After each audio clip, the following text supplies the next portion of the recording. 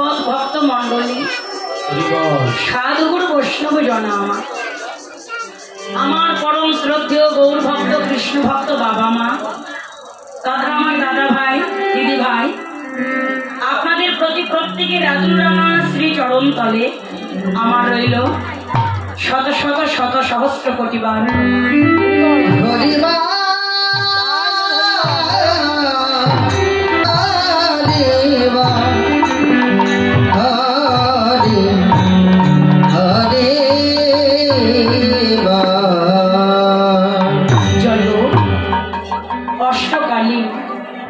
লীলার পর্যায়ক্রমে ইতিপূর্বে যে লীলাটি শ্রবণ করছিলেন, তৃতীয় পর্যায়ে লীলা স্মরণের বিষয় ছিল মধ্যাহ্নকালীন লীলা সূর্য পূজা। তো তৃতীয় পর্যায়ে অন্তে চতুর্থ পর্যায়ে যে লীলাটি স্মরণের জন্য আজকে আমরা আসর প্রাঙ্গণে এসে উপস্থিত হয়েছি, লীলা স্মরণের বিষয়টি হল শ্রীমন গৌরাঙ্গ মহাপ্রভু এবং ভগবান শ্রীকৃষ্ণের উত্তর গোষ্ঠ বা ফেরা গোষ্ঠ। তবে দেখুন, এই যে ফেরা গোষ্ঠ কথা, এই ফেরা গোষ্ঠ কথাটির অর্থ আমার মনে হয় জগতে আমরা প্রত্যেকটি ভক্ত মাত্রই জানি। বলবেন তাহলে কথাটির অর্থটা কি? যেমন এই পৃথিবীতে যখন আমরা এসেছিলাম, পৃথিবীতে আসবার সময় আমরা কিন্তু কেউ কাউকে একসাথে সঙ্গে করে পৃথিবীতে কিন্তু সঙ্গ ধরে আসিনি, এসেছিলাম না? পৃথিবীতে যখন আমরা প্রত্যেকে এসেছি, আমরা কিন্তু একা একাই পৃথিবীতে এসেছিলাম, তাই না বাবা? আবার আমাদের প্রত্যেকটি ভক্তের জীবনে আরেকটি চিরন্তন সত্য আছে। চিরন্তন সত্যটি হলো আমরা কেউই একদিন এই পৃথিবীতে সারাটা যুগ থাকবো না।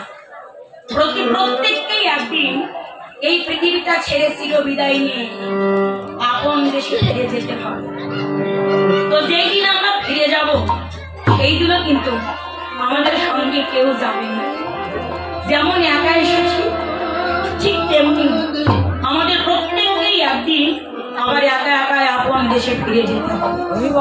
তো এই ফিরে যাওয়ার নামটাই হলো ফেরা গোষ্ঠ। তাহলে মা, ফেরা গোষ্ঠ নামটি আরেকটি এই লীলার নাম রইল, সেটা হলো উত্তর গোষ্ঠ। তাহলে ফিরে যাওয়ার নাম যদি ফেরা গোষ্ঠ হয়, উত্তর গোষ্ঠ যে রইল না, এই উত্তর গোষ্ঠর অর্থটা কি? তত্ত্বজ্ঞ বললেন, আমরা প্রত্যেকটি ভক্ত পার্থিব জাগতিক জগতে আসবার পূর্বে আমরা যোগমায়ার চরণ হইতে 16 কলার পরিপূর্ণ দেহ লইয়ে প্রত্যেকে আমরা যোগমায়ার চরণ তলে কথা দিয়ে আবদ্ধ হয়ে পৃথিবীতে এসেছি। কি কথা দিয়েছি? যে মা, পৃথিবীতে তোমার 16 কলার পরিপূর্ণ দেহ লইয়ে আমি চলছি বা যাচ্ছি পৃথিবীতে খেলা খেলবার তরে। যেদিন আমার এই পৃথিবীর খেলা শেষ হবে, সাঙ্গ হবে, যেদিন আমার ফিরে আসবার সময় হবে, এই 16 কলার পরিপূর্ণ দেহটা আমি তোমার চরণ তলে আবার সমর্পণ করব। ওই চরণ তলে তুমি ফিরে গিয়ে আবার আমাকে আশ্রয় দিও।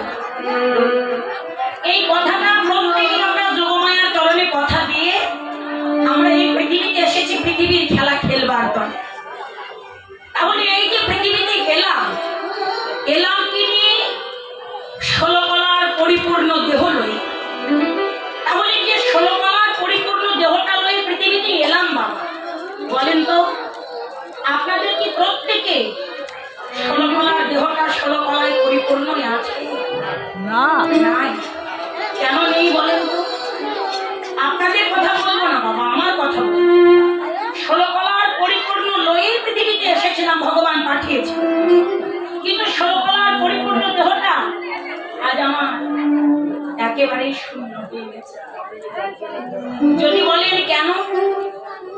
ভগবান পাঠিয়েছিল, জগতের বুকে এসেছিলাম হরিনাম কৃষ্ণ নামের খেলা খেলবার, কিন্তু যে নামের খেলা খেলতে এসেছিলাম সেই হরিনাম কৃষ্ণ নামের খেলার কথা ভুলে গিয়ে সারা জীবন অনিত্য মোহমায়ার সেই আমি কাঞ্চনে মত্ত হয়ে রই।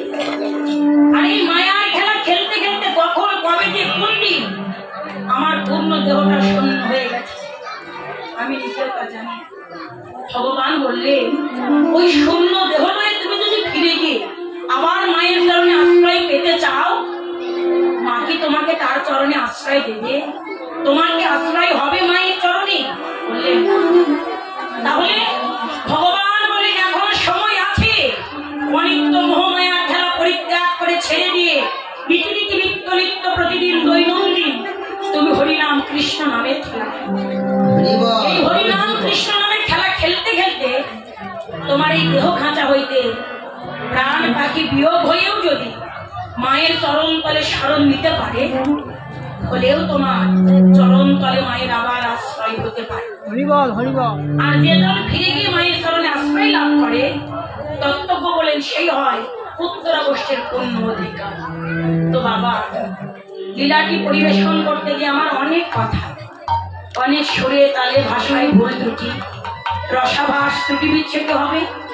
সকলে আমাকে আপন সন্তান কিংবা আপন ভগ্নী মনে করে আমার ভুল ত্রুটি অপরাধগুলো ক্ষমা করে দিয়ে আপনাদের চরণ পাশে একটু জায়গা দান করবে। তাই আপনাদের সকলবার আদুরাঙা চরণ তলে